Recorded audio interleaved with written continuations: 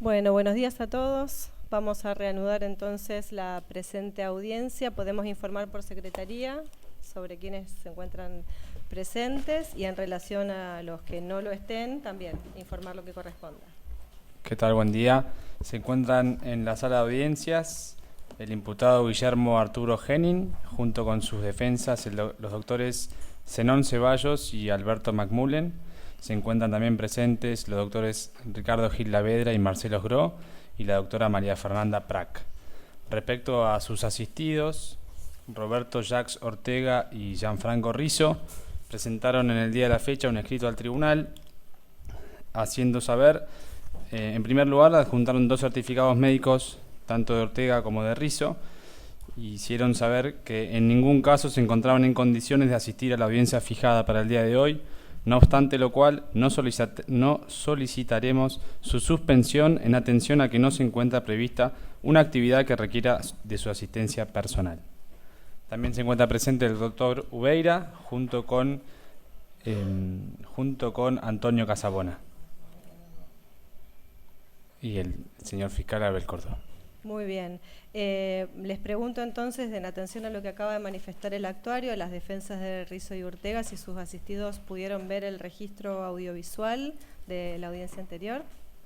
Sí, señora presidenta, los dos vieron.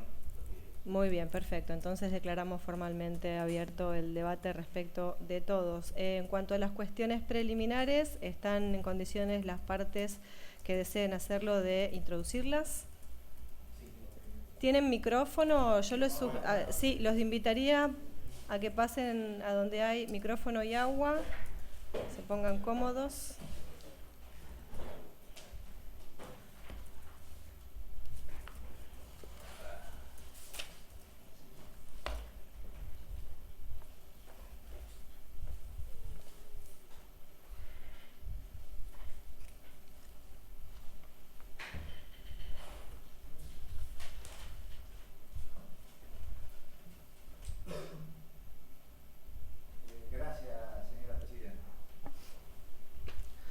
Efectivamente, con el doctor Marcelo Esgro, que es el defensor de Ortega, y yo que soy el defensor de ambos, vamos a plantear 6 cuestiones preliminares.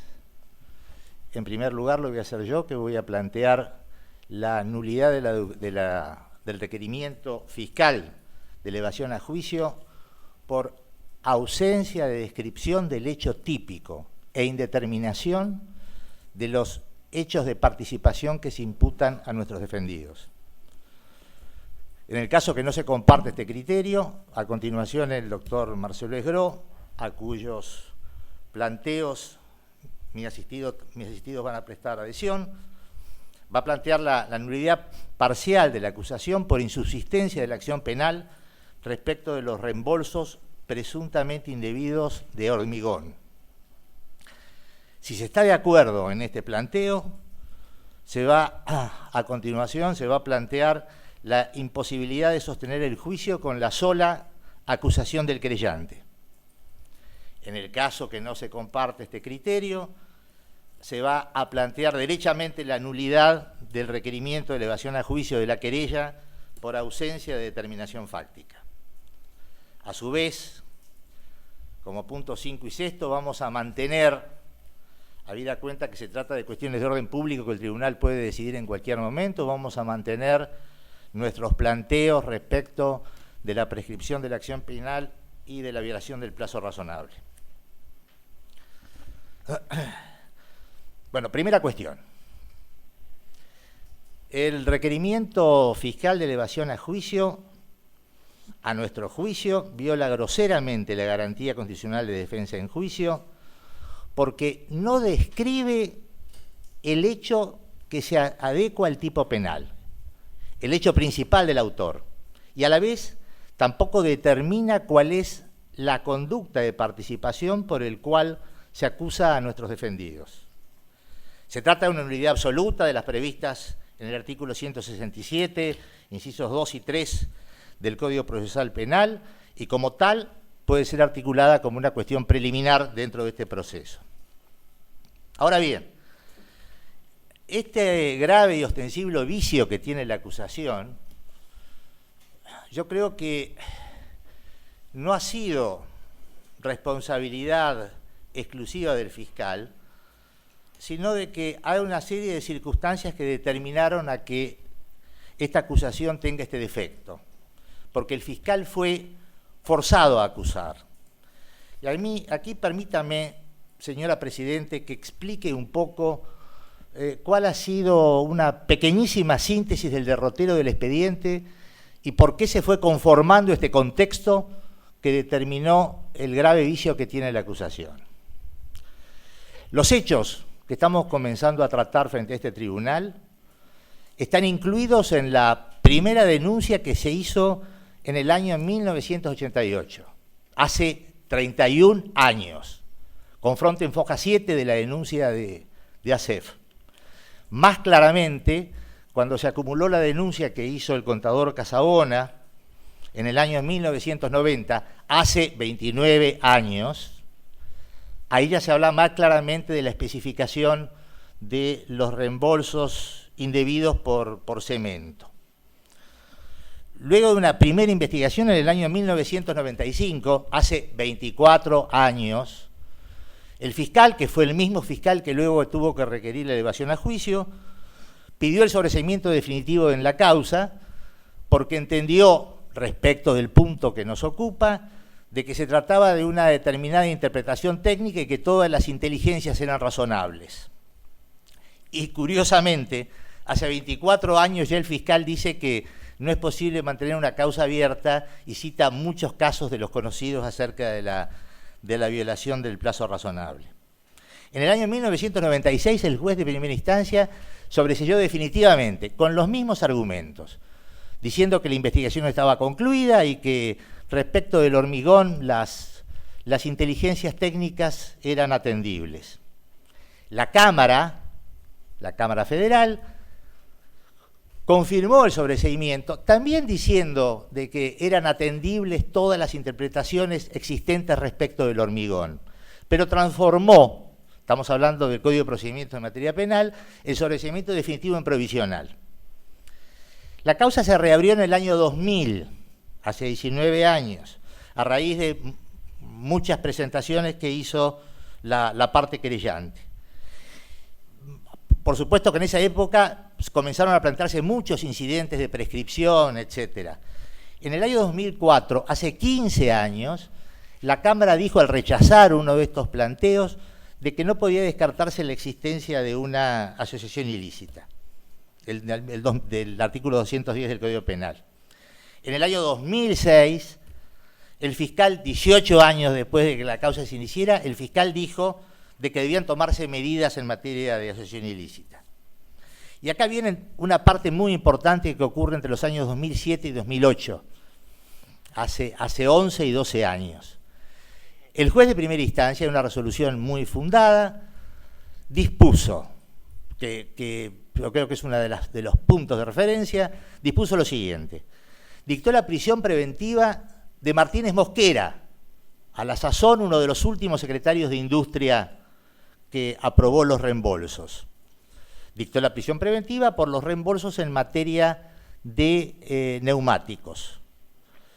Y dictó también la prisión preventiva como partícipes de ese autor a nuestros asistidos, también respecto de los neumáticos. A su vez, sobreseyó con respecto al hormigón y sobreseyó también con relación a la imputación de asociación ilícita. La Cámara Federal, cuando revisa este pronunciamiento, dispone algo que también es muy importante. Dispone lo siguiente: dispone confirmar la prisión preventiva por los neumáticos, revoca la prisión preventiva por el hormigón, revoca el sobreseimiento por la asociación ilícita y, esto es notable, revoca la prisión preventiva del secretario de Industria, Martínez Mosquera, que había intervenido y aprobado reembolsos en muchos expedientes por considerar que lo hizo sobre la base de dictámenes que había favorables y que en dos expedientes en los cuales los dictámenes no eran favorables Martínez Mosquera se limitó a disponer el pago. A partir de ese año 2008, no quedan funcionarios públicos en la causa. El único fue Martínez Mosquera, sobreseído, mejor dicho, con prisión preventiva revocada por la Cámara. A raíz de la decisión de la Cámara, el juez de primera instancia abrió una extensa investigación sobre la eventual asociación ilícita, investigación obviamente que no ha concluido, pero que hasta el presente no ha habido llamado a prestar declaración indagatoria alguna, hasta el presente. Cuando, luego de la intervención de Vuestra Excelencia, que advirtió que no había requerimiento fiscal de instrucción y devolvió a primera instancia y se le corre vista al fiscal, el fiscal del principio se niega y dice, mire, señor juez, no está completa la instrucción porque falta la asociación ilícita, le falta el autor, de dónde colgar a la participación.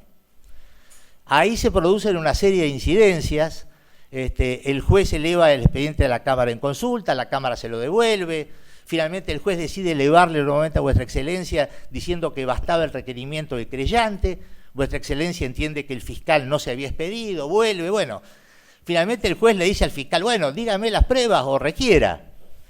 En ese contexto el fiscal, el mismo fiscal que vino interviniendo desde toda la causa, acusa con lo que tiene. ¿Y qué es lo que tiene? No tiene ningún autor en la causa. Acusa con unos defectos los cuales yo me voy a referir más particularmente dentro de unos momentos, ¿no? Y que sinceramente es imposible hacer un requerimiento sin describir el hecho principal que determina la comisión del delito, ¿no? Ahora, el señor fiscal comienza algo que es conocido por todos ustedes, es esa referencia mediática de que la obra de Yacyretá, del cual este es uno de los tantos desprendimientos que ha tenido, es conocida tradicionalmente por ser un monumento a la corrupción. Bueno, debo decirle, señora Presidente, que este proceso, esta investigación judicial, es el monumento a la ineficiencia, a la ineficacia, a la negligencia y a la arbitrariedad judicial. Es inexplicable cómo hemos llegado hasta acá en estas condiciones. ¿Cuánto costó el trámite de este juicio? El recurso judicial es escaso, es caro, hay que administrarlo con eficacia, con prudencia. ¿Cuánto ha costado esto en materia de recursos materiales y humanos? Y no hablo, por supuesto, excluyo, por supuesto, el Tribunal de Vuestra Excelencia y al señor fiscal de juicio que han recibido este presente griego. Solo el 10% de la causa ha estado acá en el tribunal. El resto, bueno, se ha perdido en los tiempos. 31 años. Piensen ustedes, piense Vuestra Excelencia, ¿qué estaban haciendo hace 31 años? La causa empezó con el gobierno de Alfonsín. Estuvo tramitando durante los 2 periodos de Menem. Vino los presidentes del Interreño, Duhalde, etcétera, y luego los 3 periodos del gobierno de los Kirchner.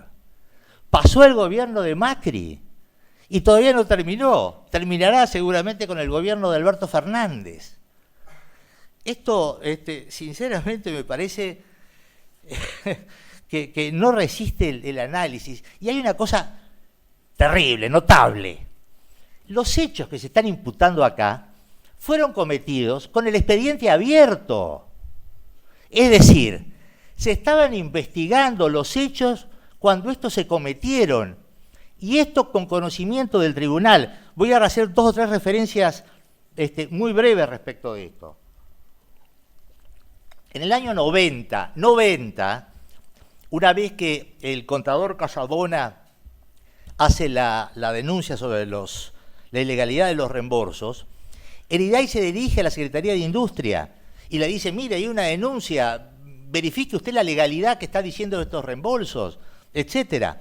La Secretaría de Industria le dice, mire, si el juez me lo pregunta, lo voy a hacer.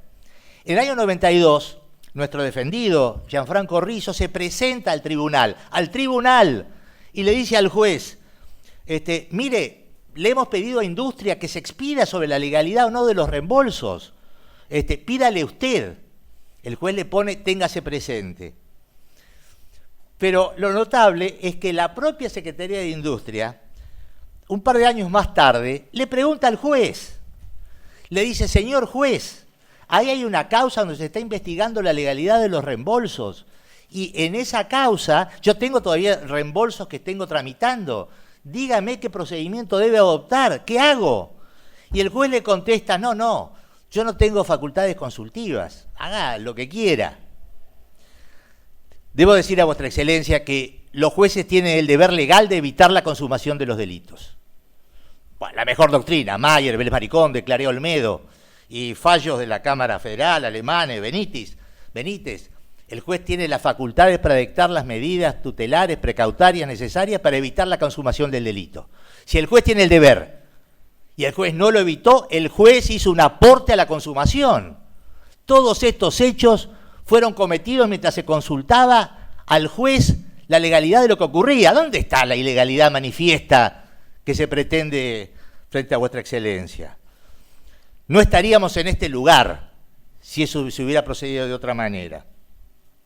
Por supuesto que estamos en este lugar por la persistencia, la tenacidad, la admirable vocación persecutoria que ha tenido la parte querellante, en donde hay otra extravagancia de las que hay miles en este proceso. Se investigó y se está juzgando el reembolso indebido que perjudica el patrimonio del Estado de una determinada obra. Bueno, ¿cuál es el perjuicio directo según los tribunales del señor Casabona?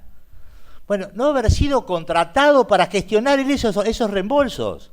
Casabona no intervino, obviamente, en ninguno de los expedientes, no formó parte nunca del consorcio, nada. Tramitaba reembolsos en otras obras. Y su perjuicio que no lo contrataron para tramitar estos reembolsos. Esto es una extravagancia verdaderamente inusual de la cual está plagada la causa. Pero ahora, vuestra señora presidenta, me gustaría ir entrando ya al meollo del planteo. Nuestro derecho positivo no sigue la teoría unitaria del autor, diferencia entre autor y partícipe. Por supuesto, hay muchas teorías que establecen cuál es el autor del hecho, las teorías subjetivas, todas las objetivas, la formal objetiva, las materiales objetivas, la conocida del dominio del hecho, no importa. Pero el autor claramente es el que realiza o cumple de alguna manera los requerimientos de la acción típica. El partícipe es un concepto accesorio. Se dice incluso que el partícipe es una forma ampliada del tipo penal, porque el que realiza el tipo es el autor, no el partícipe. El partícipe colabora con el autor. Por eso el concepto de participación es accesorio y están todas las teorías sobre la accesoriedad, si esta es mínima, es decir, si la acción del autor tiene que ser típica, si tiene que ser limitada, si es típica y antijurídica, o extrema, si también se exige la culpabilidad. No importa, pero es accesoria. En consecuencia, en este caso, donde se trataba de una administración fraudulenta en perjuicio de la administración pública, ¿quién es el autor? El administrador, el funcionario público. La acusación tiene que describir el hecho principal porque si no, no puede haber participación punible. ¿En qué hecho se participa? La falta, obviamente, de determinación del hecho, bueno, está prevista obviamente en el artículo 8.2 de la Convención Americana de Derechos Humanos, el 347 parte segunda, la relación precisa y circunstanciada del hecho, etcétera. Y no me voy a extender, conocida pues por vuestra excelencia, de que toda la doctrina dice que acá no es necesaria, o mejor dicho, no es válido acudir a calificaciones. Es decir, no es válido acusar diciendo fulanito robó, fulanito mató, sino que hay que describir el hecho. Hay que escribir el hecho que se subsume y se adecua a la conducta típica. Bueno, ¿qué ocurrió acá? Bueno, no es que el fiscal describe el hecho principal de manera deficiente. Por supuesto, no individualiza a ningún autor. Directamente, no hay ninguna descripción del hecho principal. ¿Cómo fue la administración fraudulenta? ¿Quién la hizo? Como ustedes saben, el trámite de los reembolsos, que es una práctica inveterada desde el año 1983, incluso se ha sobreseído muchos ya tramos de esta investigación, intervienen decenas de personas, decenas. Hay un trámite porque va pasando distintas áreas técnicas, interviene obviamente el ente binacional, la consultora del ente binacional, dictámenes diferentes de las diferentes áreas y por supuesto el secretario de Industria, que es el que finalmente apruebe el pago. Bueno, ¿cómo es la conducta? ¿Y de qué manera se hizo? Obviamente, de acuerdo a los tribunales, no puede ser el secretario de Industria, porque es el único que está sobreseído y apartado de la causa. Es decir, el tipo que dispone el pago, ese no es autor. El único que llamaron no es autor. Bueno, ¿quiénes son los autores? ¿Quiénes fueron? Sabiendo cómo es la conducta del autor, puedo saber si el aporte del partícipe fue necesario o secundario. Saben ustedes que está la complicidad primaria y secundaria según cuál sea la ayuda, si la ayuda es indispensable o no para la comisión del delito o no. ¿Qué hace el señor agente fiscal? Se limita a decir que nuestros defendidos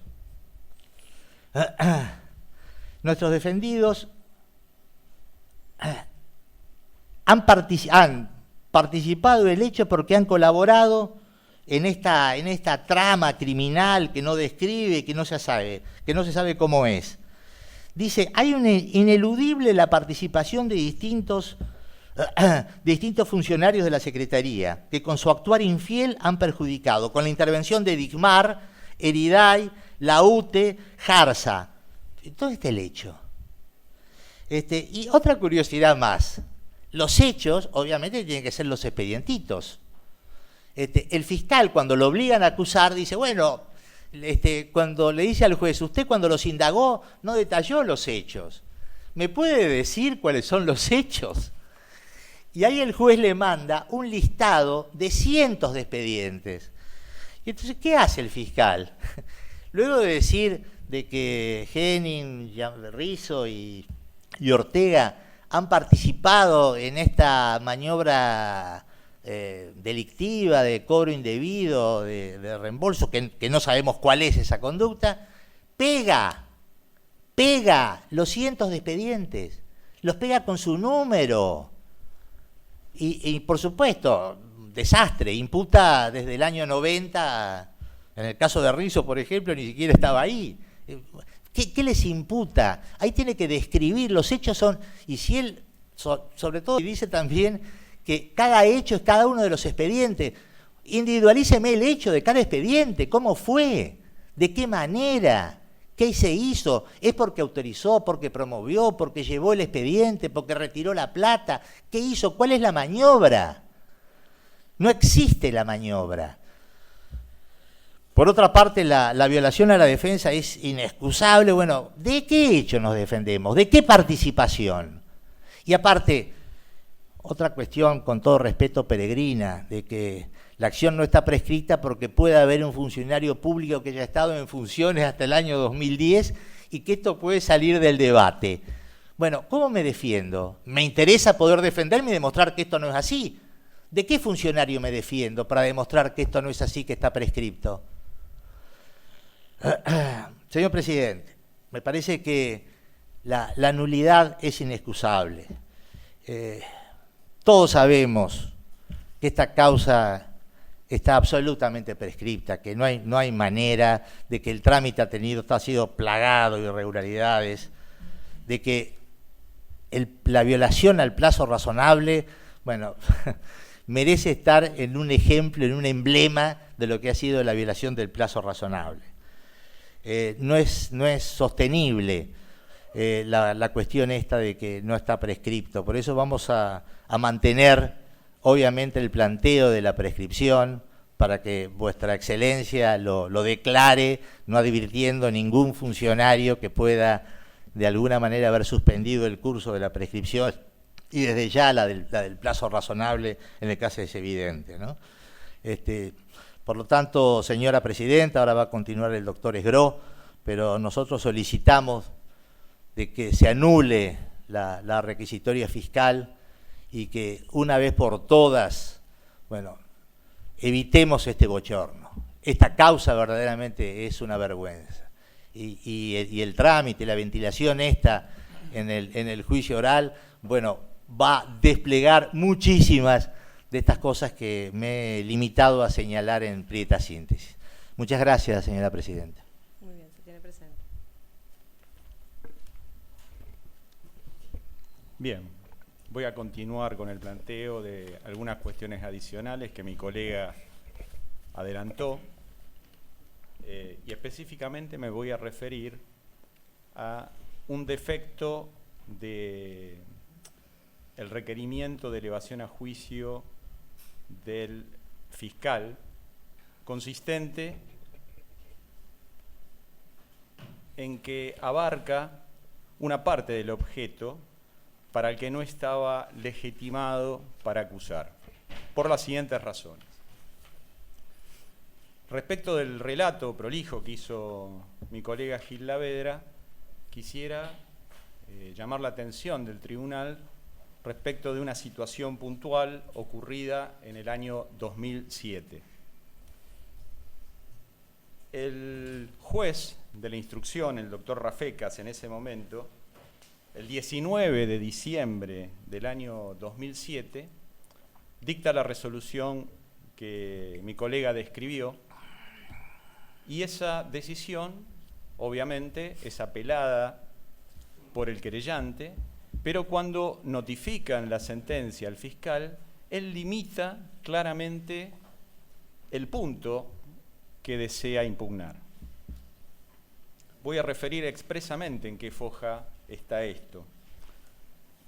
La resolución del 19 de diciembre del 2007 obra a fojas 43 a 4399 de la causa, es decir, 4.443 y siguientes.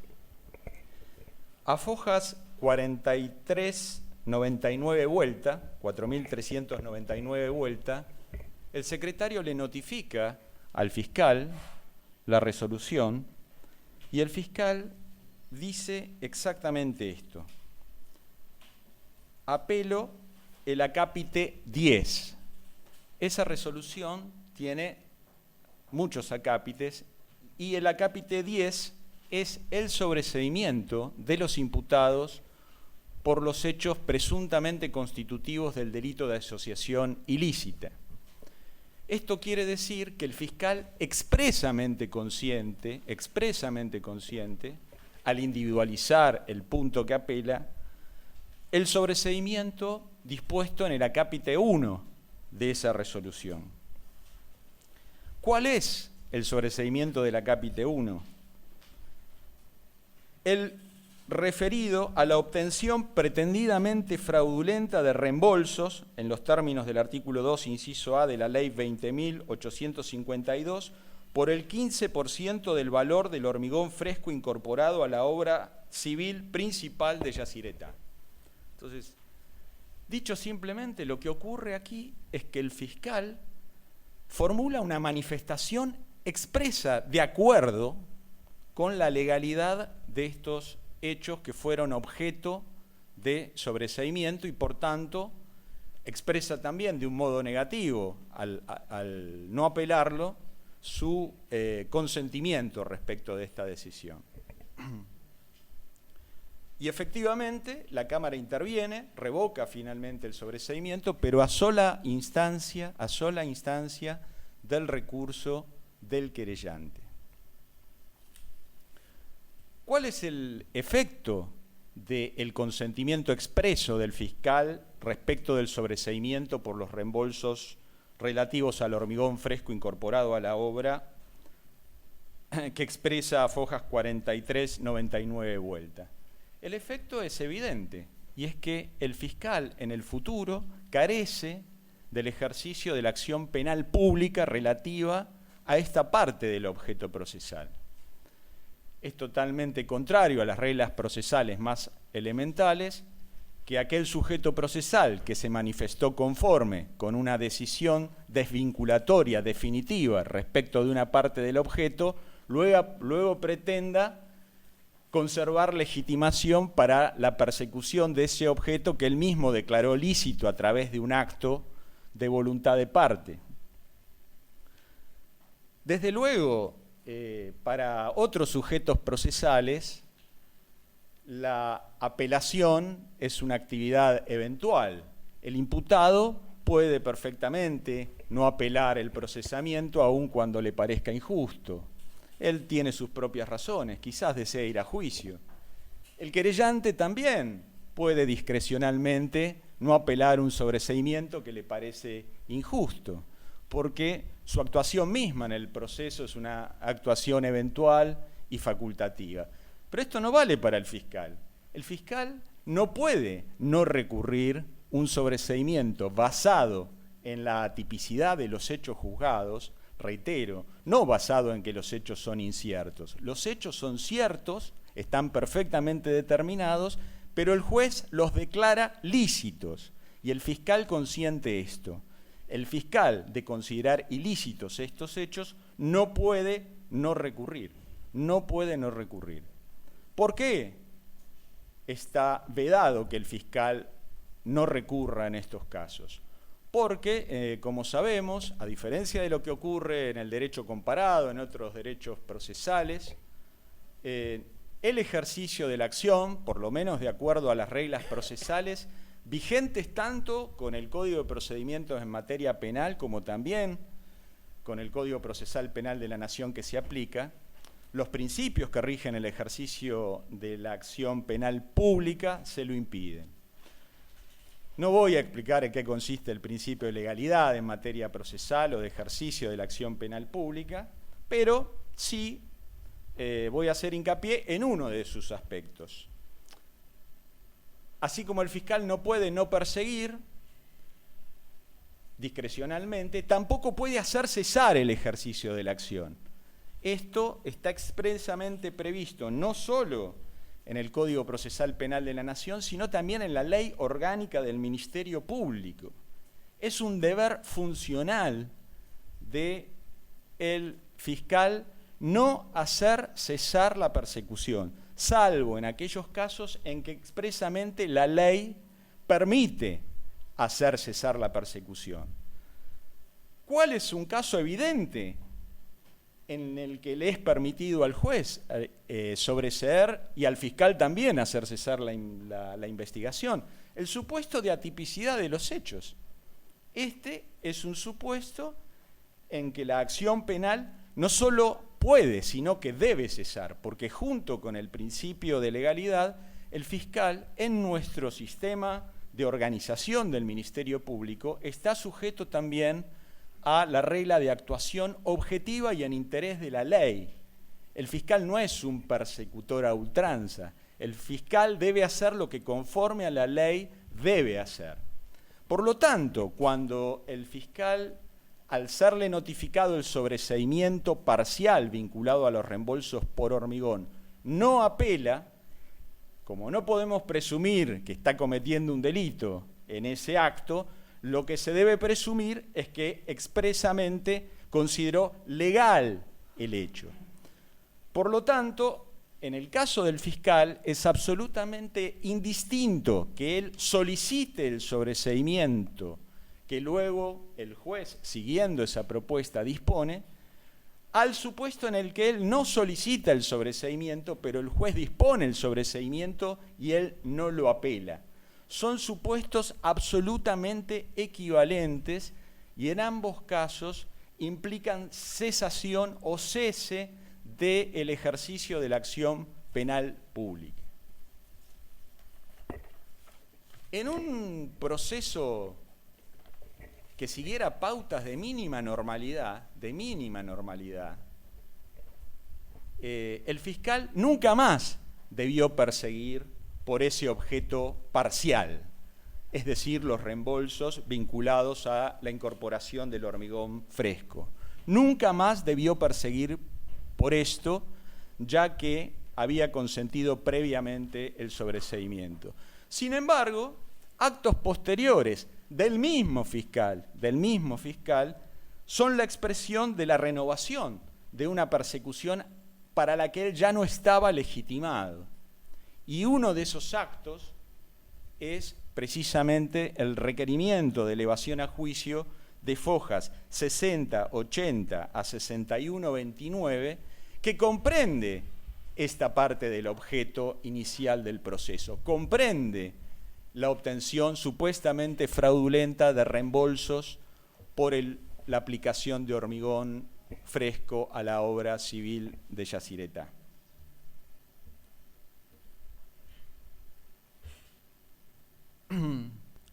Existe otra doctrina que todos conocemos, se originó en el derecho privado, pero hoy es indiscutible que es un principio general del derecho procesal, que es la doctrina de no ir contra los actos propios. Esta doctrina se le exige a todos los litigantes. El deber que emerge de esta doctrina, que además es una doctrina reconocida por la Corte Suprema de Justicia de la Nación, no es una mera elaboración doctrinaria. Exige a los litigantes no obrar contra sus propios actos. Esto es precisamente lo que hace el fiscal al momento de incorporar en su acusación aquellos actos respecto de los que había formulado una manifestación expresa de conformidad sobre su legalidad. Para que se sepa exactamente qué es lo que consintió el fiscal, voy a leer el punto que él dice no apelar, con el que manifiesta estar conforme. Lo voy a hacer resumidamente, porque como mi colega dijo, el juez se ocupa a lo largo de 50 páginas de explicar por qué son legítimos los reembolsos por hormigón. Lo trata el juez en la primera cuestión, y la síntesis de esto, que me permito leer, es esta. La imputación era el perjuicio presuntamente fraudulento derivado para el Estado Nacional como consecuencia del trámite y resolución de los pedidos efectuados a la Secretaría de Industria por el consorcio Eriday, en virtud de los cuales se le reconocieron en el marco del artículo 2, inciso A de la Ley 20.852, reembolsos por el 15% del valor correspondiente al hormigón fresco incorporado a la obra en cuestión. ¿Qué fue lo que juzgó el juez en la resolución que les mencioné al comienzo de la exposición? Dice: juzgo que las decisiones de la Secretaría de Industria que han reconocido al hormigón los reembolsos previstos en la partida 3819 de la nomenclatura del Consejo de Cooperación Aduanera se encuadran dentro de los parámetros de legitimidad o cuanto menos de aceptabilidad técnica y jurídica, y que no evidencian en modo alguno arbitrariedad o desviación de poder que pueda inferirse de las evidencias colectadas. Consecuentemente, el débito fiscal que originaron los actos cuestionados debe reputarse lícito, descartándose entonces el perjuicio fraudulento que exigen tanto el artículo 172 como el 174, inciso quinto, en función del 173, inciso séptimo, todos ellos del Código Penal. Esto es lo que el fiscal consintió. Esto es lo que el fiscal consintió. Nuestro distinguido colega Abel Córdoba se ve ahora en la dificultad de sostener una acusación que parcialmente está afectada por el impedimento procesal que surge del acto previo de consentimiento de su colega. Quiero decir, para concluir con esta cuestión, que no interesa, obviamente, si quien suscribió el acto de fojas 4399 vuelta es el doctor Dilelo o es el doctor Abel Córdoba. Debe leerse ese acto de fojas 4399 vuelta como si el doctor Abel Córdoba lo hubiera firmado. Discúlpeme, doctor, que diga esto. quizás él no lo hubiera firmado. Pero lo cierto es que hay un principio de actuación, hay un principio regulador de la actuación del Ministerio Público Fiscal previsto tanto en la Ley Orgánica del Ministerio Público vigente desde 1998 como en la posterior ley sancionada por el Congreso vinculada a la organización del Ministerio Público, en esto no ha variado, que fija como una regla esencial de actuación del Ministerio Público el principio de unidad de actuación. ¿Y qué significa el principio de unidad de actuación? Esto que acabo de decir, que es indistinto si ese acto de consentimiento lo realizó el doctor Dilelo o lo realizó el doctor Abel Córdoba, porque siempre lo realizó el mismo sujeto procesal, sin importar cuáles son las personas que empleen la lapicera para firmar.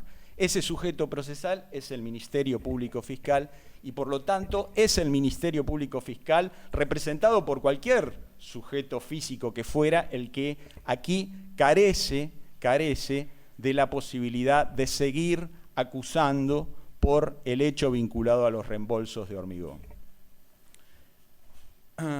¿Por qué es un motivo de nulidad parcial de la acusación del Ministerio Público el que acabo de exponer?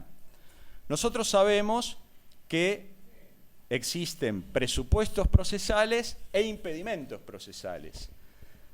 El impedimento procesal no es más que la contracara del presupuesto procesal. Si la vigencia de la acción es un presupuesto procesal, pues la imposibilidad de ejercerla por algún motivo legal será un impedimento procesal. La acusación solo puede ser válida si no la impide, al menos parcialmente, un impedimento procesal. O dicho de otro modo, no puede ser válida en aquello que resulte afectada por la ausencia de un presupuesto procesal. Y la extinción de la facultad persecutoria por el cese previo efectuado por el representante del Ministerio Público de ese momento es un impedimento procesal. Desde luego el modo habitual de plantearlo es por vía de excepción de falta de acción, pero se conecta con una nulidad absoluta del modo que acabo de referir. Como dijo mi colega, las nulidades absolutas pueden plantearse en cualquier momento, incluso en el momento de esta audiencia de exposición de cuestiones preliminares. Pero me apresuro a decir también que la falta de acción no está dentro de las excepciones que puedan considerarse, cuya oportunidad de planteamiento pueda considerarse que precluye con el día en que se fija día y hora para el debate oral y público. Porque la falta de acción es un supuesto de impedimento procesal y por lo tanto la ausencia del presupuesto procesal deslegitima todo el juicio en aquello que el impedimento haga que no tenga que realizarse. Entonces, también, por vía de excepción, la excepción es oportuna, ya que tal como ocurre con la falta de acción por prescripción, se trata de cuestión de orden público, que puede plantearse en cualquier momento del proceso. El tribunal incluso lo puede advertir de oficio. Si el tribunal, aunque nadie lo pidiera ni lo advirtiera en el momento de dictar sentencia, advierte la ausencia de un presupuesto procesal, entonces no puede dictar una sentencia válida. Y esto mismo indica por qué razón en esta oportunidad también puede hacerse en planteo, aunque sea por vía de excepción. Por otro lado, es absolutamente imposible distinguir el supuesto de falta de acción del supuesto de nulidad de la acusación que estoy planteando y por lo tanto el planteo debe ser resuelto como una cuestión única en esta oportunidad que, reitero, es temporánea. Este es el primero de los planteos. Los demás espero que sean más breves o que los pueda exponer más brevemente.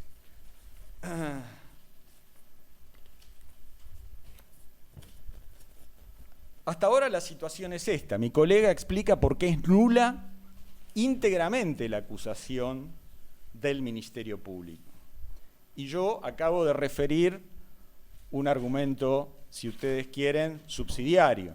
Si fuera íntegramente nula, bueno, entonces ese argumento no tendría sentido resolverlo. Pero yo sostengo que aunque la acusación no fuera nula, por la razón que expuso el doctor Gil Lavera, entonces parcialmente sería nula por la existencia de este impedimento procesal vinculado a los reembolsos por hormigón.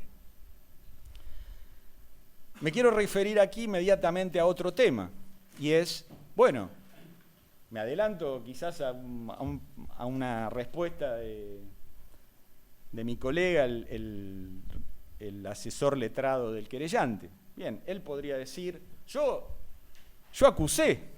Es decir, bueno, el fiscal podía tener este impedimento procesal, pero yo no, porque yo apelé la resolución del año 2007 y apelé otras resoluciones, siempre cuestionando también el sobreseimiento vinculado a los reembolsos por hormigón. Entonces, respecto de la acusación del querellante, van a ser las siguientes dos cuestiones que yo voy a plantear, vinculadas la primera a la cuestión del impedimento procesal y la segunda, un planteo autónomo de nulidad íntegra de ese requerimiento. Vamos a la primera de esas cuestiones. Supongamos que el requerimiento del querellante es válido, asumámoslo por ahora. Después vamos a ver por qué razón no lo es y no lo es íntegramente. Pero asumámoslo a los efectos de esta argumentación.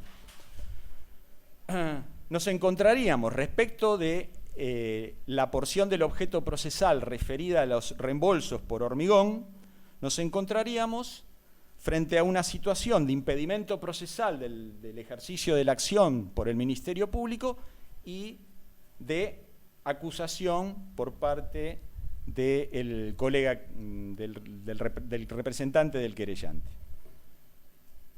Ahora bien, es ilegítimo el juicio y la sentencia vinculada a esta parte del objeto procesal que esté únicamente basada en el requerimiento del acusador particular.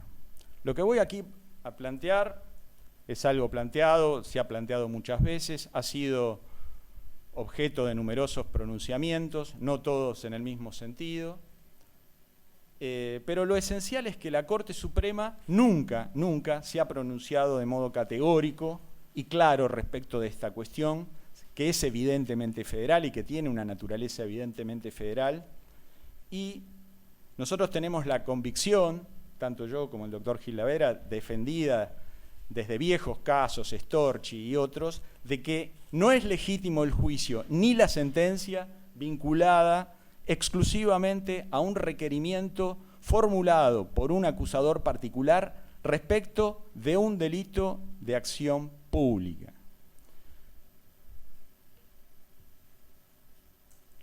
Nunca pude comprender la solidez de las razones expuestas por los tribunales para admitir algo que es tan evidentemente contrario a la ley y tan evidentemente contrario a cómo el legislador diseñó nuestro Código Procesal Penal. Por empezar, la cuestión de si la acción penal pública o es privada, en nuestro derecho positivo, no es ni siquiera una cuestión procesal, sino que es una cuestión de derecho penal material.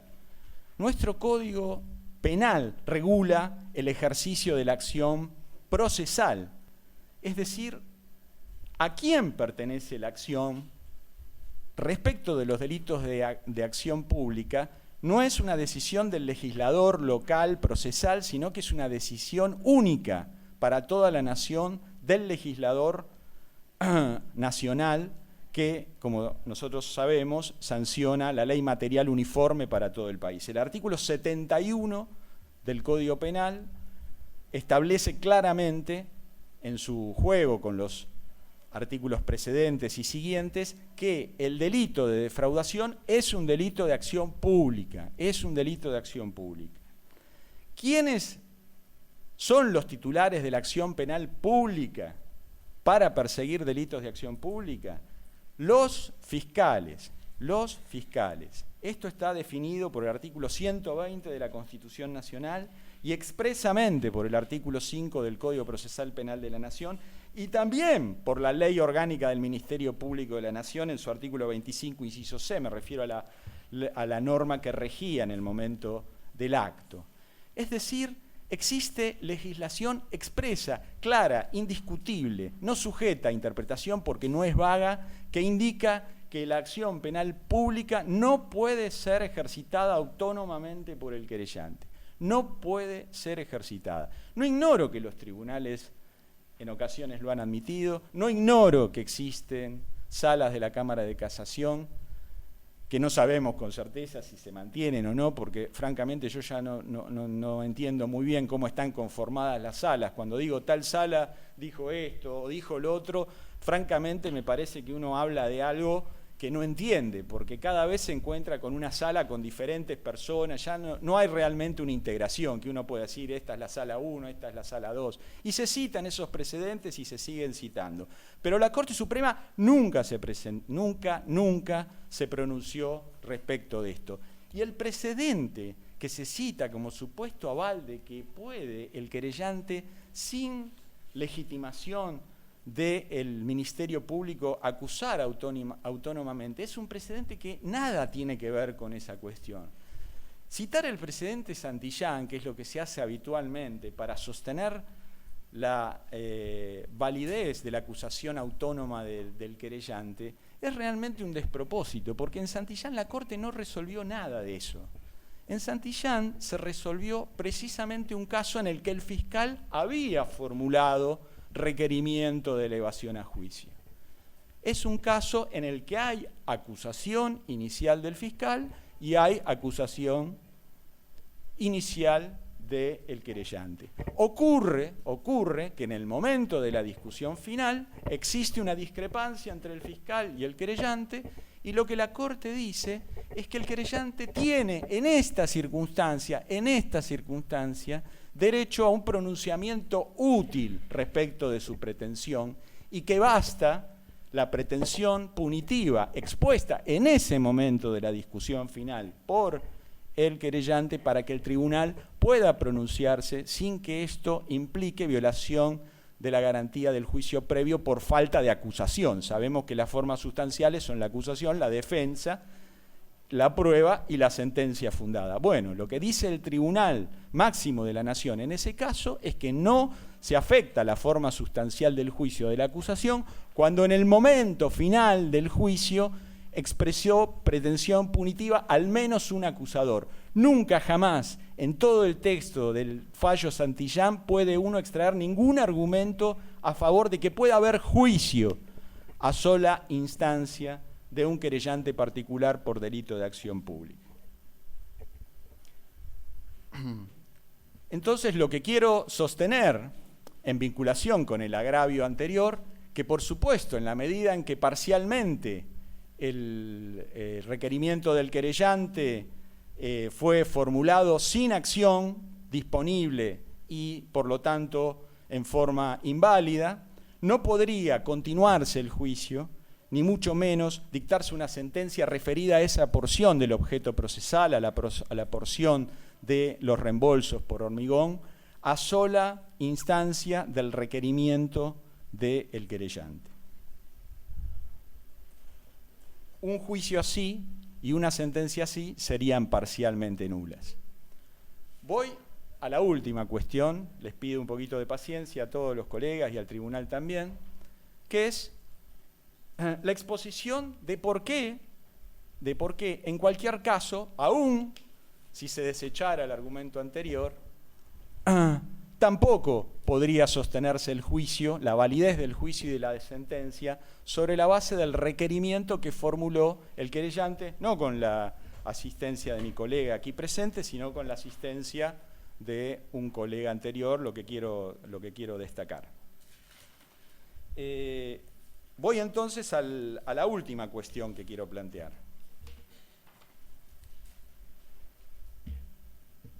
El doctor Gil Lavera explicó con claridad por qué razón el requerimiento del del fiscal no satisface la condición de descripción detallada de los hechos en materia de acusación.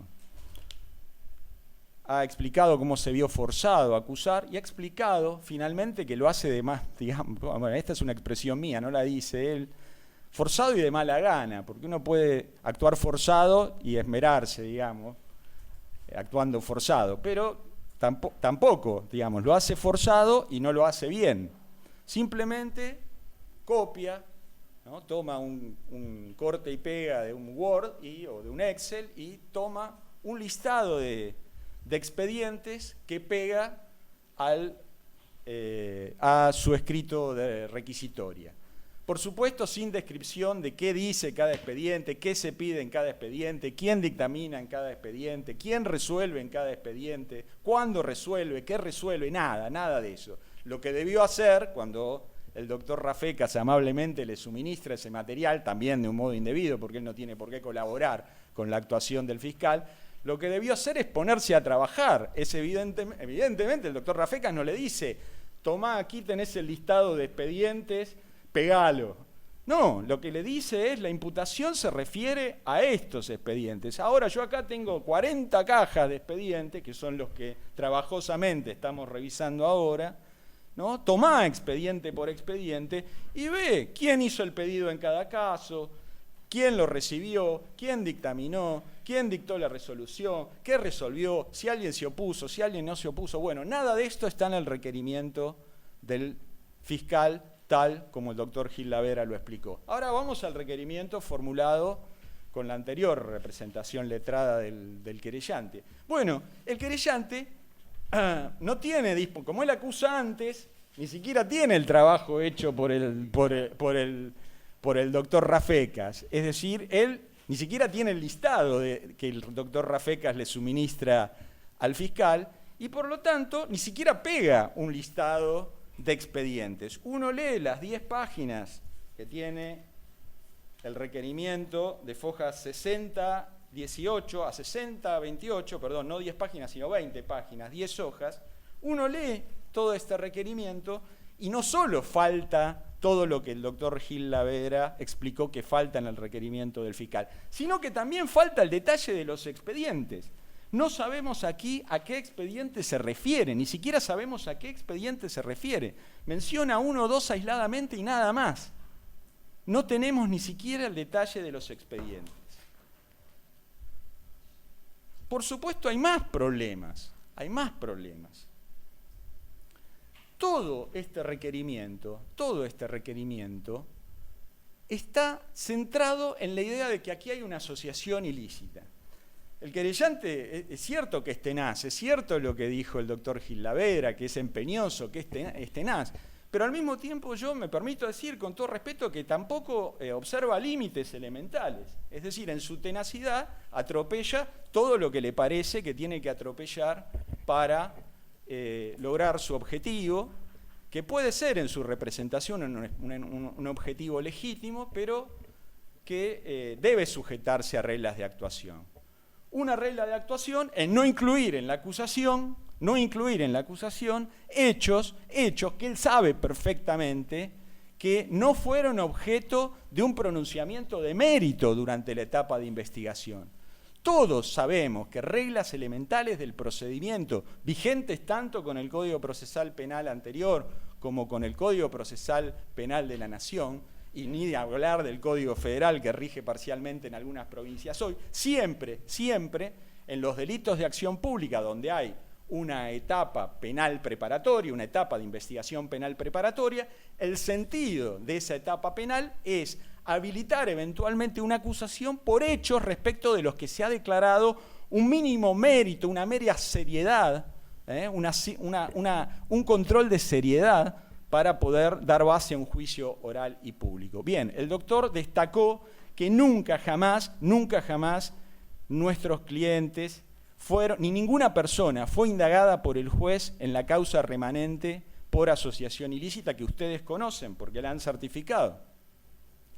Sin embargo, esto no le impide formular su acusación por asociación ilícita. Esto está en varios lugares, lo dice expresamente. Todas las 20 páginas del requerimiento del querellante versan sobre una maniobra defraudatoria no especificada, insertada en el marco de una asociación ilícita que él dice que existe y por la que no pudo acusar. por la que no pudo acusar. Respecto de todo lo que refiere a los hechos presuntamente constitutivos de asociación ilícita, esta acusación es manifiestamente nula, porque no guarda ninguna relación con los hechos que han sido materia del auto de mérito o de los autos de mérito que finalmente dieron base a la elevación a juicio. Pero además, existe otro problema. Si uno prescinde de esto, que él no debió incluir, bueno, uno no entiende nada del requerimiento, no entiende nada. Y ahora digo que, aun si lo mantiene, indebidamente tampoco se puede comprender. El requerimiento realmente no se entiende. El otro día lo escuché con atención, ya lo había leído, digamos, pero bueno, escuché con atención cómo lo leía el señor secretario del tribunal, y realmente es un requerimiento que no puede dar nunca base a un juicio ni una sentencia. Ustedes imaginen esto. ¿Qué es la acusación técnicamente? Ya lo sabemos, para qué sirve, etc. Ahora, durante la investigación penal preparatoria, el suceso fáctico que se hipotiza como supuesto delito es una hipótesis en construcción. Es una hipótesis en construcción. Cuando se formula la denuncia o el requerimiento de instrucción, bueno, puede faltar, por ejemplo, el autor, no sé quién es, no conozco quién cometió el hecho. Y en sucesivos actos de la investigación, la imputación en sus aspectos fácticos se ve precisada. Es más precisa en la indagatoria, es más precisa en el procesamiento o antes en la prisión preventiva. Y, aquí viene lo importante, ya no puede ser más precisa en los actos posteriores a la acusación. Es decir, la acusación es la expresión cabal y acabada de la precisión exigida en la descripción del comportamiento imputado. A esto se refiere la cláusula convencional, la cláusula de la Convención Americana de Derechos Humanos y del Pacto Internacional de Derechos Civiles y Políticos en sus artículos 8 y 14 respectivamente, cuando hablan de la comunicación detallada de la acusación. Bueno, la acusación que nos leyeron no es una acusación detallada por lo que acabo de explicar. Por otro lado, es una acusación incomprensible en muchos aspectos. Yo voy a mencionar algunos. Por ejemplo, dice, además de no determinar los expedientes, como les mencioné antes, dice que los imputados participaron de una asociación ilícita al margen de los hechos que conformaron el fraude a la administración pública. Es decir, no se entiende, yo no lo entiendo al leer, y por lo tanto no les puedo explicar realmente con certeza, no les puedo explicar a mis defendidos, a mi defendido en este caso, si ellos también están imputados por la defraudación o solamente por la asociación ilícita que nunca debió ser objeto de acusación. Después parece volver a que sí, a que están acusados, que no están acusados solamente por ser miembros de una asociación ilícita, sino que también ellos habrían intervenido de algún modo no suficientemente definido en hechos principales no suficientemente determinados. Pero vuelve de un modo que es sumamente confuso. Por ejemplo, dice, el ardid consistía en confeccionar facturas de Eriday. Dice, una vez presentada la factura y la solicitud de reembolso, se completaba un trámite hasta que llegaba el expediente al condenado a firmar, induciéndolo a ello. Entonces, esta acusación no puede dar base a este juicio. Ustedes no pueden admitir realizar un juicio sobre la base de esta acusación. Esta acusación comprende hechos que no debió comprender. Y en los hechos que debió comprender no hay una mínima individualización. Y además, cuando genéricamente los describe, es totalmente imposible de entender si el hecho principal, no descripto, que él supone que recibió el aporte de nuestros clientes, es un hecho de administración fraudulenta en la que también participaron los funcionarios públicos y sobre todo el que otorgó el subsidio mediante una decisión administrativa, o por el contrario, de algún modo ardidoso, que es la expresión que utiliza más de 2 veces, esa persona, como dice, fue condenado a firmar. fue inducido a firmar. Ahora bien, esto es totalmente esencial, Yo no me puedo defender, mi cliente no se puede defender si no sabe si aquello de lo que se lo acusa es de estar en connivencia con la persona que otorgó el subsidio, perdón, el reembolso que él solicitó, o si por el contrario lo que se le imputa es haber participado de una maniobra tendiente a engañarlo, a inducirlo, a condenarlo, expresión que nadie entiende qué es tampoco, ¿no? Y totalmente impropia. ¿Qué es condenarlo? Parece sugerir que esta persona firmaba sin saber que lo que firmaba era indebido. Ahora, si esto es así, esta persona no fue autor de administración fraudulenta. Y entonces, ¿de qué administración fraudulenta fue partícipe mi cliente? La cuestión no es menor tampoco, porque si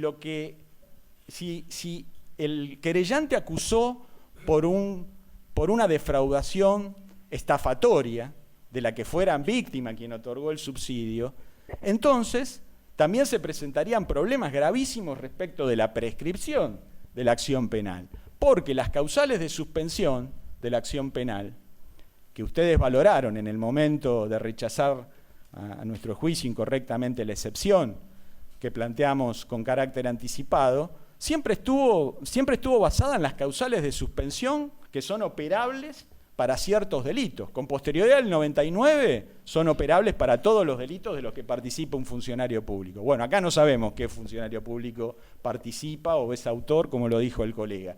Pero, cuidado, antes de la reforma de la Ley de Ética Pública, la estafa, aun si fuera una estafa contra la administración pública, no estaba incluida dentro de los casos en los que era operable la suspensión del plazo de prescripción por la participación de un funcionario. El catálogo de delitos era limitado. Entonces, esta acusación nos pone en una situación de absoluta incerteza y de absoluta imposibilidad de ejercer defensas que son elementales a lo largo de este juicio. Yo quisiera, para concluir, invitar al tribunal a un ejercicio hipotético, ¿no? Similar al que proponen los dogmáticos de la parte general cuando se refieren a la teoría de la causalidad. Bueno, imaginen ustedes, como yo les decía antes, la acusación debe ya ser totalmente exhaustiva en los hechos. De modo que el tribunal técnicamente debiera estar en condiciones de condenar o absolver simplemente sí copiando y pegando el hecho que el acusador describió. Esto no es incorrecto para el tribunal. Esto es lo que el tribunal debe hacer siempre. El tribunal nunca jamás debe agregar hechos que no estén en la acusación. ¿En qué consiste un juicio? Consiste precisamente en una promesa del acusador de acreditar ciertos hechos. ¿Y en qué consiste la terminación del juicio en la sentencia? En la verificación de si esos hechos, tal como prometió probarlos el acusador, efectivamente quedaron probados conforme a la prueba únicamente rendida en el juicio y de acuerdo a las reglas de valoración establecidas en la ley. Entonces, lo que para el tribunal es totalmente legítimo, y es más, no debe hacer otra cosa que tomar los hechos tal como lo describe el requerimiento y pegarlos, por así decir, en la sentencia, y su tarea autónoma consiste en confirmar o rechazar esos hechos. ¿Esos hechos están probados o no están probados? ¿Esos hechos son típicos o no son típicos? Etcétera. Bueno, el ejercicio que les propongo, imitando el ejemplo que les mencionaba de la parte dogmática del derecho penal, es, bueno, intenten ustedes, tomen estas 20 páginas, copien el hecho tal como está descrito, y también las del fiscal, simplemente enuncien los expedientes tal como están enunciados, una lista de expedientes, no agreguen nada, no agreguen ningún hecho porque no lo tienen que hacer, y digan después quién es el autor del hecho, quién es el partícipe del hecho, digan por qué la participación es necesaria, digan por qué no es necesaria. No lo pueden hacer. Entonces, estas acusaciones, la del fiscal en una medida ya insoportable y la de la querella en una medida realmente inconcebible, llevan al tribunal a la imposibilidad de llevar a cabo un juicio mínimamente aceptable y a esta defensa, honestamente, a la imposibilidad de ejercitar una defensa adecuada. Yo sé, y con esto cierro, sé, porque participo en muchos de estos juicios, que este tipo de defensas suelen ser planteadas de un modo estandarizado por los abogados defensores, como si no pudieran hacer otra cosa para decir algo en el momento de las cuestiones preliminares. Y esto genera una práctica realmente absurda, y es que los tribunales también se lo toman de este modo, ¿no? Y entonces el abogado está planteando algo totalmente insustentable, etcétera, para plantear, y bueno, son cuestiones preliminares que simplemente pasan y después veremos en la sentencia. Esto nos lleva realmente a situaciones inconcebibles. Desde luego no para nada aventuro que esta va a ser la posición del tribunal. Descuento que van a hacer un examen serio de estas cuestiones preliminares, y yo realmente los invito a que hagan este ejercicio que acabo de mencionarles y que razonadamente ustedes mismos decidan, antes de avanzar con este juicio, realmente en condiciones inadmisibles, si es posible que ustedes, tras el juicio, puedan desempeñar correctamente la labor jurisdiccional que la Constitución y las leyes les imponen. Gracias. Muy bien, se tiene presente. Le pregunto a las defensas de Henning si van a introducir cuestiones preliminares. Entonces, como debemos grabar, los invitamos a rotar de asiento.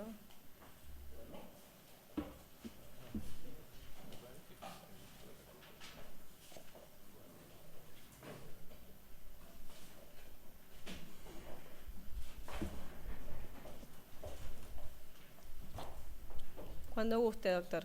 Excelentísimo tribunal. Una mera cuestión de respeto intelectual nos impondría...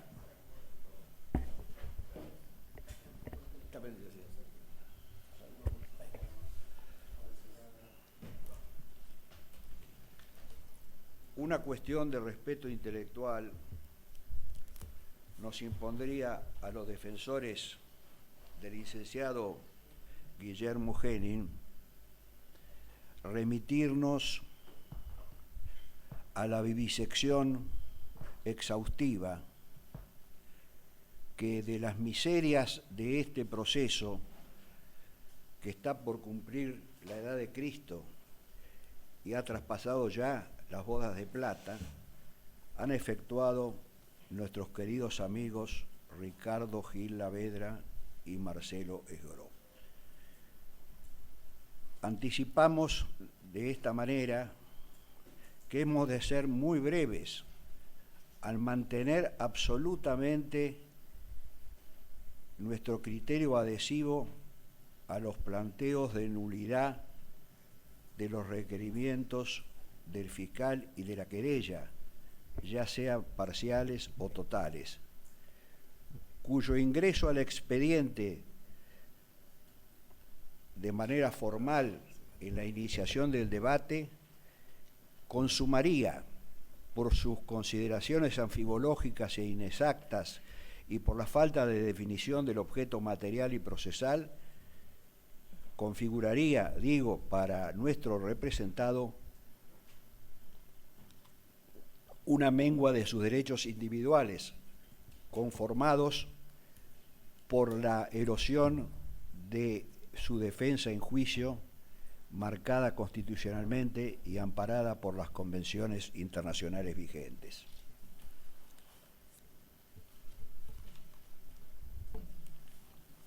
Precisado a efectuar una tipificación de los pretensos hechos que sustentarían su requerimiento, el fiscal Dilelo, al aludir a la tipicidad de las pretensas conductas, me estoy refiriendo,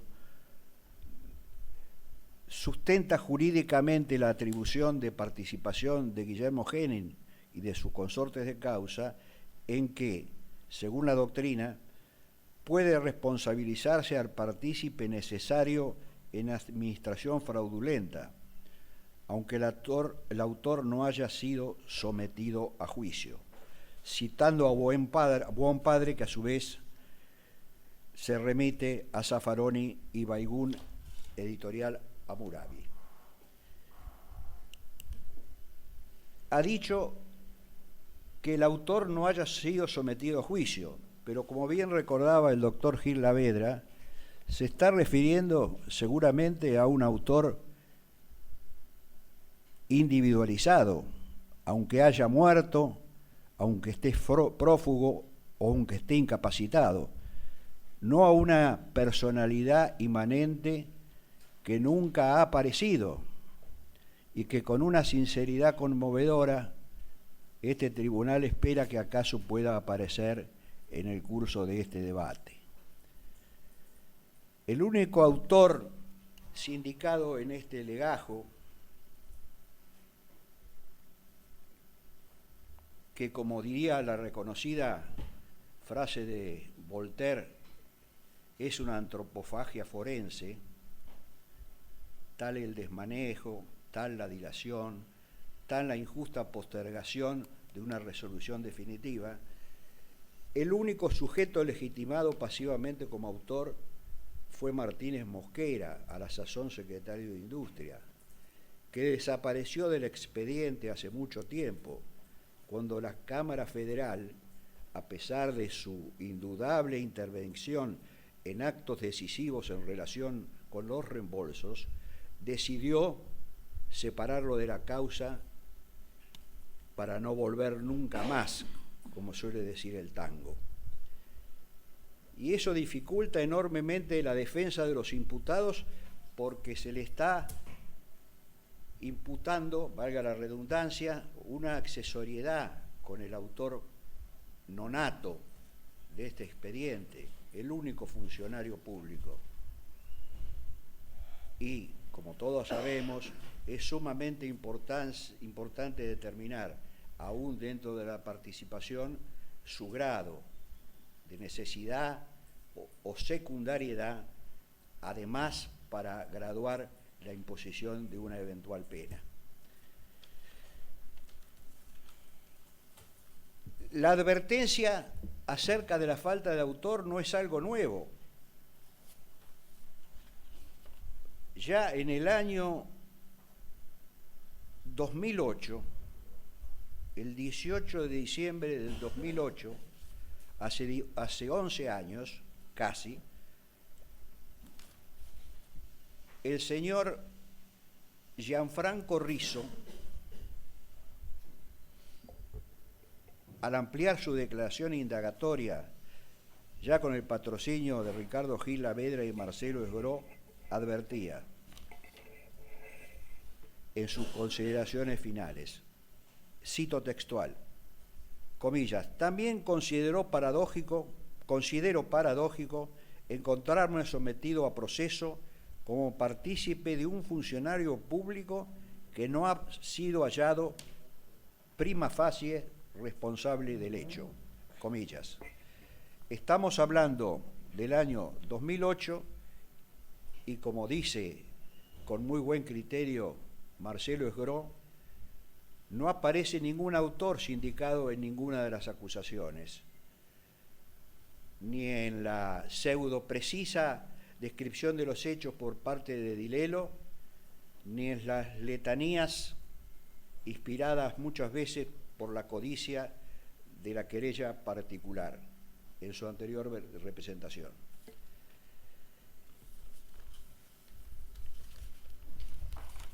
Este tribunal, en su momento, y de manera que esta parte considera absolutamente infundada, rechazó el planteo prescriptivo que se había introducido en este proceso largo y farragoso, donde para las defensas no había ningún hecho interruptor, o mejor dicho, ningún funcionario con nivel importante de funcionario público que permitiese interrumpir el curso de la acción penal. Este tribunal reconoce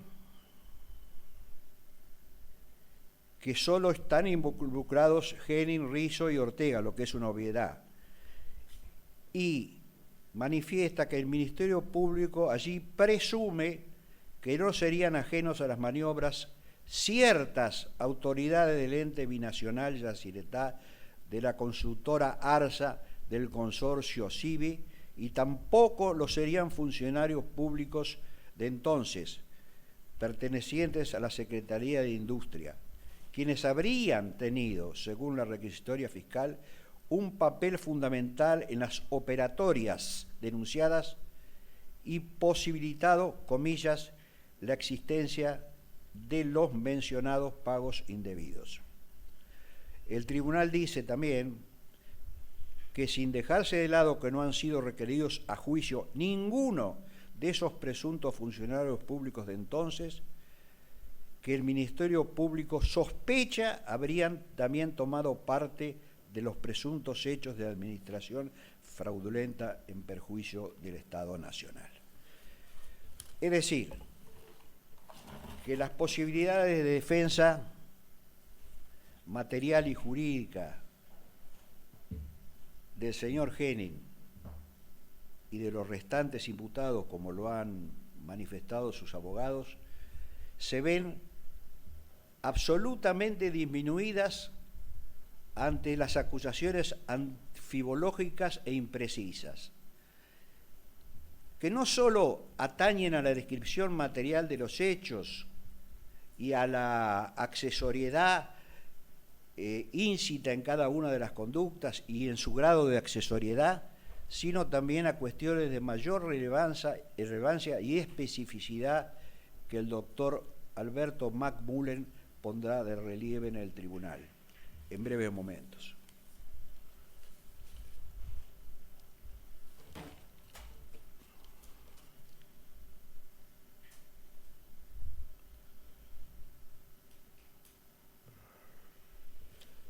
En suma, la defensa del señor Guillermo Henning hace suyas las articulaciones referidas tanto a las nulidades absolutas introducidas temporariamente que solicitamos sean tratadas por el tribunal, sino también a las cuestiones relativas a la prescripción y al plazo del debido proceso legal.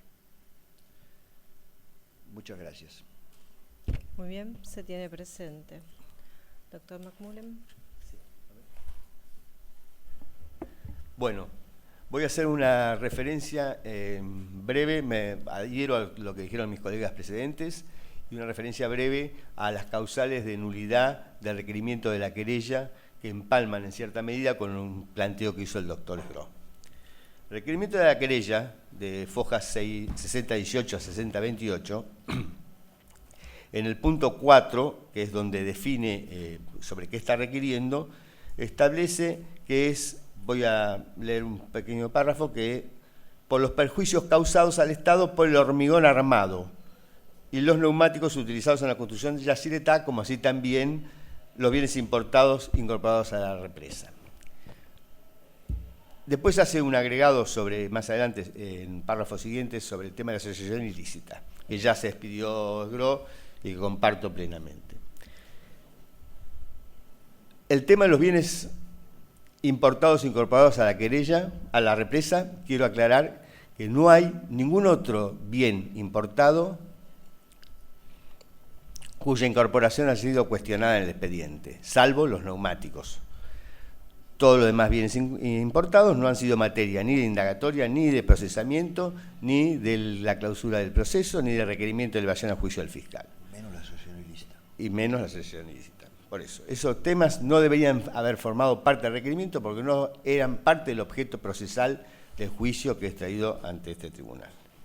Nos quedan los otros dos temas, hormigón armado y los neumáticos. Tampoco el hormigón armado es así. El hormigón armado nunca fue materia de investigación en esta causa. Esto es muy importante de destacar. La querella, que hasta el requerimiento venía insistiendo con el problema del hormigón, se refirió siempre al hormigón fresco o hormigón elaborado. ¿Esto qué significa?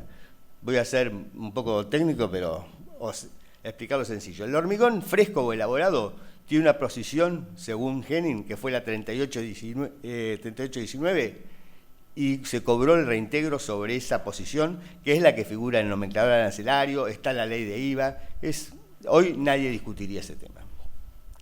Y el hormigón armado tiene la posición 6802, creo que es una cuestión totalmente distinta, físicamente distinta. El hormigón armado todos sabemos que es como una pieza, como si fuera un rasti que para ensamblar en el lugar, que viene prearmado y hecho, y tiene una posición arancelaria distinta y tiene un reintegro sumamente inferior y no ha sido materia de cuestionamiento en este expediente. Lo que se cuestionó siempre en este expediente es el hormigón elaborado o fresco, que la querella en el requerimiento no lo menciona. Se refiere al hormigón armado, que no ha sido materia de investigación. Henning no fue indagado ni fue procesado por ese tema. En cambio, no hace ninguna mención en el requerimiento al hormigón fresco o elaborado. Y por eso, repito, tienen posiciones arancelarias distintas y no es posible equivocarse, menos una persona como el querellante, que se autotitula como experto en la materia.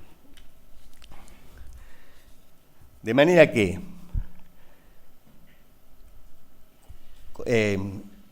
siguiendo la línea que trazó el doctor Esgro en materia del desistimiento del señor fiscal en materia del hormigón, por no haber apelado en su momento a la resolución del año 2007, vengo a sostener también que la querella, más allá de la nulidad que todos estamos planteando del requerimiento, y subsidiariamente para el caso que no se lo anule, la querella también ha desistido del tema del hormigón elaborado porque no lo incluye en su requerimiento de elevación a juicio.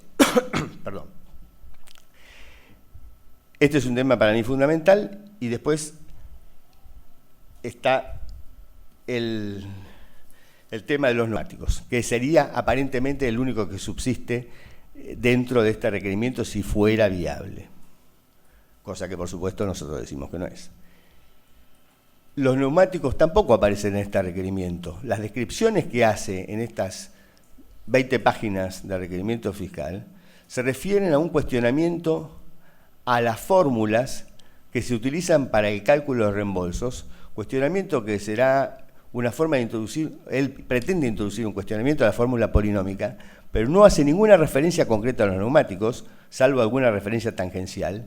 No se identifican en qué expediente se cobró, no se menciona cómo se cobró, cuáles son los neumáticos nacionales o cuáles son los importados. O sea, no es imposible hacer la subsunción de estos hechos y llegar a la responsabilidad penal de los imputados si es que en algún momento hay que analizar ese aspecto. Entonces, este requerimiento es nulo, de unidad absoluta, porque no cumple con los requisitos del artículo 347, último párrafo. Pero fundamentalmente quería destacar esto del tema del hormigón, que me parecía sustancial, y adherirme a lo que dicen los demás. Quiero, por último, reiterar el tema de la prescripción y quiero señalar una cuestión adicional a los planteos de mis colegas. En este tema no intervino un funcionario o dos funcionarios como Martínez Mosquera. En este tema intervinieron varios ministros, varios secretarios de Industria, varios funcionarios. En este tema intervino el Banco Central, que en la prefinanciación de exportaciones, que es con la que se financió toda la obra, otorga la prefinanciación teniendo en cuenta la posición arancelaria de los productos, incluido el hormigón elaborado, tal como Henning lo planteó. O sea que acá habría que pensar que son funcionarios de distintas áreas, distintos organismos del Estado, que no tienen ninguna conexión entre sí, que hubieran estado... Y de varios gobiernos, correcto, de varios gobiernos que han estado. Es más, el querellante en la causa de asociación ilícita incluyó, creo que a Labaña y a varios ministros posteriores. O sea, estamos entre o es la conspiración más grande de la Argentina o es un macaneo indiscriminado. Y eso es lo que nosotros creemos que es. Por eso, bueno, creo que con esto terminamos el tema. Gracias. Muy bien. Se tiene presente. En relación entonces a lo que sigue, que sería escuchar las contestaciones, vamos a establecer un cuarto intermedio hasta el 8 de noviembre a las 11 horas, en donde oiremos al señor fiscal y al querellante. Buenos días. Buenos días.